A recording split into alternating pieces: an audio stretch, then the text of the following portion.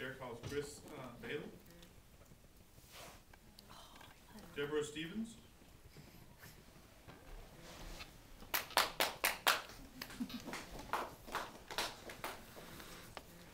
My name is Deborah Stevens. I'm here as a private citizen in my private capacity, but I'm also a producer of radio shows. I'm also a talk radio host myself, and I'm a freelance legal researcher. I'm here to speak in favor of this bill. I'm not going to go over all the horror stories which we have all heard concerning the TSA groping.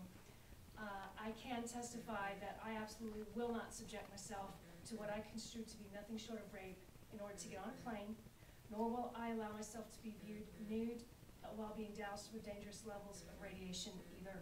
I'm a Christian, I am married, and it is against my sincere religious beliefs and would be a violation of my marriage vows if I were to willingly subject myself to such invasive touching or viewing in order to exercise my right to travel. I am now faced with a choice of either not flying at all or taking my chances of trying to fly and perhaps forfeiting my travel plans as well as my plane fare if I would be faced with the decision of either going through the naked body scanners or getting sexually molested in order to get on the plane. And I can assure you, I will subject myself to neither.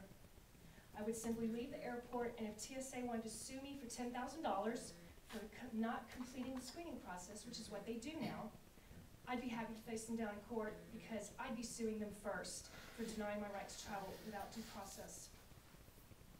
Even if the state of Texas enacts a law to prohibit these horrific searches without probable cause, I could still be left stranded in another state and have to take the train or a bus home. While this legislature cannot solve that problem, the solution here is clear. We've got to solve this problem one state at a time, and it's time for Texas to do our part. This outrageous activity of sexual groping is part of standard security screening for those who don't wish to be doused with radiation when there is no probable cause is in itself completely criminal behavior and should be punished. Concerning the language of the bill, I like the knowingly or recklessly part because an agent could still inappropriately touch and claim it's an accident. It's also appropriate that this bill has to do with restraining a public servant's capacity and not under the sexual assault chapter because that would go to the intent of lewdness. It doesn't matter what their mental state is. It's a search by a public servant, and they can't go there without probable cause. It's time the legislature of the state of Texas step up and do something about this criminal behavior. There is a concern that this is a federal issue and not a state issue because it involves TSA. I will remind this panel that our airports are municipal airports. They are owned and operated by the municipalities. Thus, they are under the state jurisdiction and not the feds. Okay?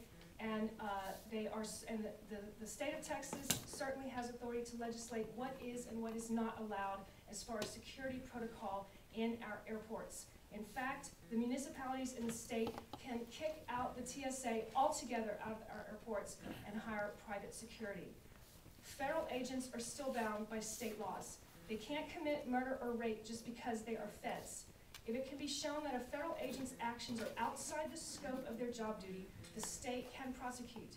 Even if it's removed to federal court, the case can be remanded. I do agree with John Rowland here that we could be starting up a big fight here, but maybe we need to start a big fight here. Okay? It's time to stand up to and I'm willing to take it into federal court if necessary myself. And plus, I don't think it's hard to see that inappropriately touching a passenger under the guise of a search is an activity that falls outside the scope of their duty. Thus, I don't think it would be that hard to get the case remanded back to the state. As the congressman said, there's no federal law requiring this level of search. It's only policy. At some point, our public servants are going to have to make a decision if they're going to follow policy or follow law. And with that, I conclude, and I urge this committee to pass this bill on the House floor so we can restore peace, dignity, and reason to our Texas airports.